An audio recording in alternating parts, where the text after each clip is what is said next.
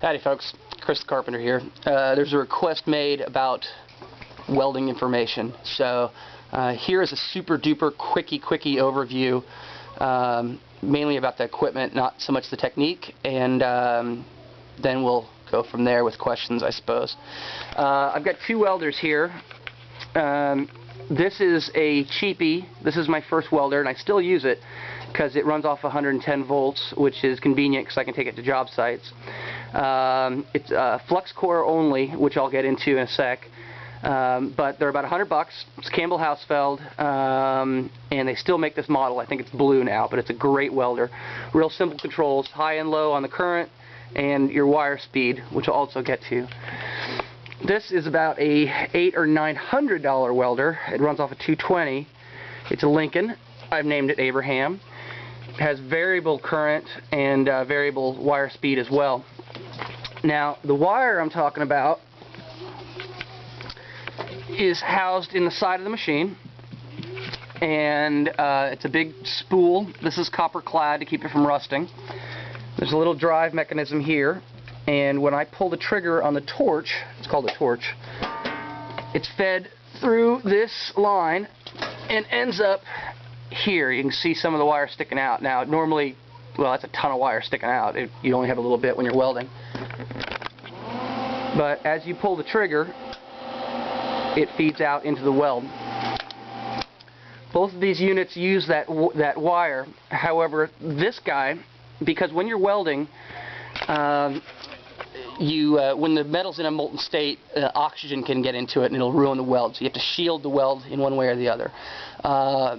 In the case of this little guy, you use a flux core wire, which is slightly more expensive, and it actually has a flux in the wire, which burns when you're welding, produces a gas, and shields the weld. In terms of this guy, I actually use a tank of argon and CO2. I think it's 85% argon and a little CO2 on top of that.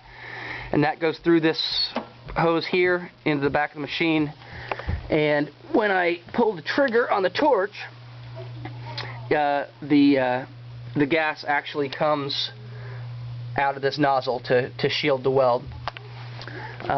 In either case, when you're welding, you have a ground clamp which attaches to the work, and the torch itself, and you are literally producing a short circuit which produces the arc, which melts the metal.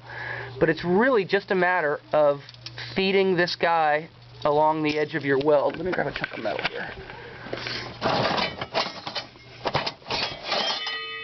Alright. Okay. So you would literally weld just like this. Alright. About that angle, about the speed. Alright. It's very, very, very simple. The wire is fed out at a constant rate. You don't have to keep the torch at a certain distance away from the work. You literally just drag the wire right along, and it produces your, what they call a puddle, which just a few hours you can learn how to control that puddle and weld. You'll obviously need a welding helmet, such as this guy. Now, I like these guys. This is called an auto black, and it's actually an LCD. Oh, you can't see me point. It's actually an LCD screen and a sensor, and you can see through it. Let me turn it on real quick. Alright.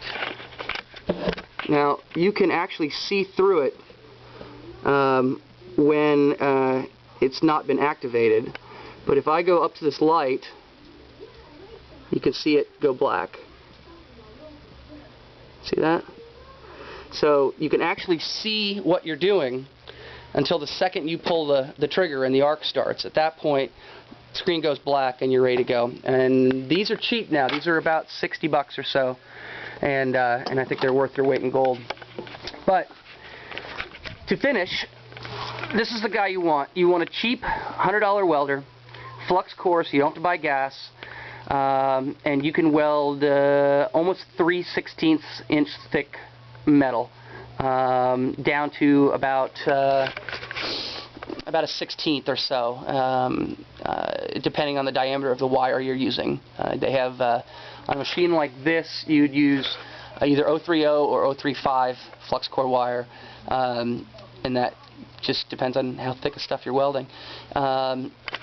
This guy right here, for me, I have welded truck bodies and racks for trucks and everything, and it has done me just fine. So if you're looking to do a little robot chassis out of probably 1/8 inch material, which is kind of the most standard, at least in the US, that's your guy.